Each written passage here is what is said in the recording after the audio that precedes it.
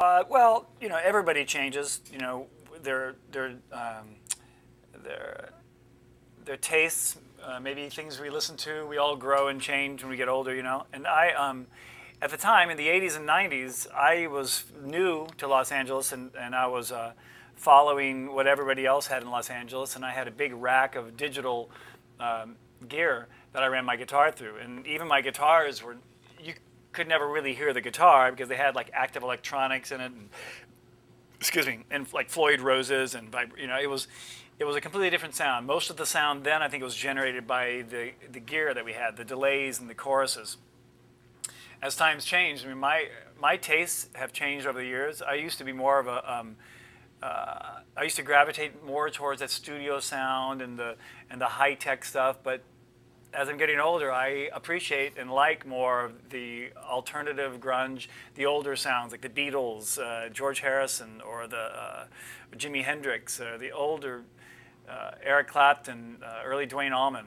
To me, those sounds, it was pretty much just a guitar through an amplifier, and there's nothing beats that. So as time has gone on, my taste in music has changed, and hopefully my playing has evolved a little bit, and so my sound has definitely changed. Then I had a big rack of digital reverbs and choruses, and now I find that I get more of an organic, more you can hear the guitar and hear my expression and my fingers. You can hear more of the little nuances more with the pedals than you can with a big rack of outboard gear. It seems like when you do away with the effects loop, you get more of a pure guitar sound. Back then, everybody had effects loops, a preamp, and going through a stack this big of compressors and choruses, and then going back into the amplifier, and you lose a lot of the tone that way, I think. And this is simpler, it's an easier setup, and it sounds better.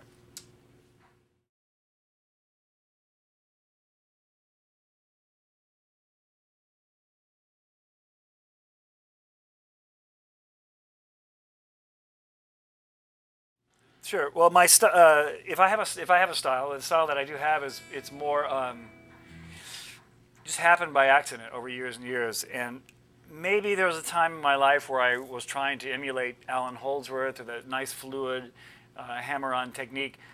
But whatever, I ended up holding my pick in a strange fashion. I think they teach you at Berkeley or at some schools or books to hold a pick in a certain way, and I kind of cup the pick between three fingers and just kind of brush it on the side. So actually, if you never heard a note, you would hear, I'm just kind of brushing it on the side. It's like if this is a string from the end, I'm just kind of brushing it like that.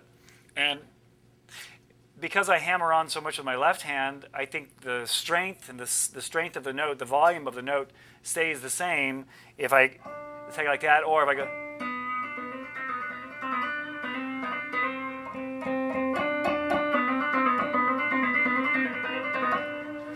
So, and with amplifiers and pedals and things made so well now too, you can play one note and hammer on, and all the notes have equal volume, and they're very expressive. When you can build up strength in your left hand, you can do things.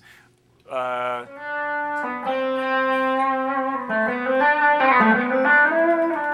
can be very expressive with your left hand. So it's a it's kind of a weird evolved technique that I've just gotten over the years, and I brush slightly with my right hand. Now on my left hand, if I ascend, if the notes are ascending, like a scale ascending, I'm hammering on, and when I'm descending, I pull off. It's pretty much that simple.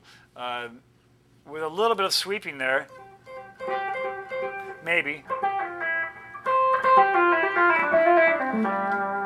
But the main thing is that I'm hammering on and pulling off with my left hand, and I usually only pick once per string. The only time I ever pick is when I'm changing to another string. It just happened like that by accident. I don't know. That's me.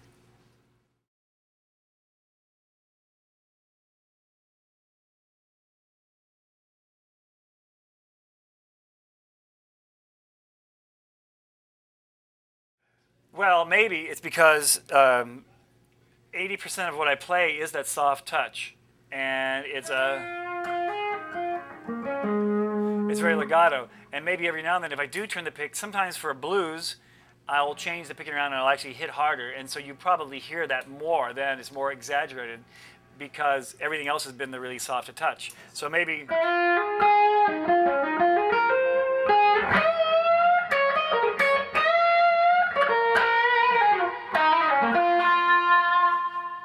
that's what you're hearing. Maybe that's what you're talking about. It's like every now and then I change, and that might be, it's a subtle difference.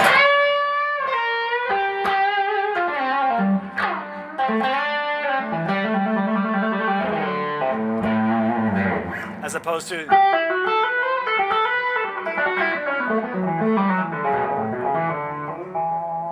which is more of the brushed type of sound.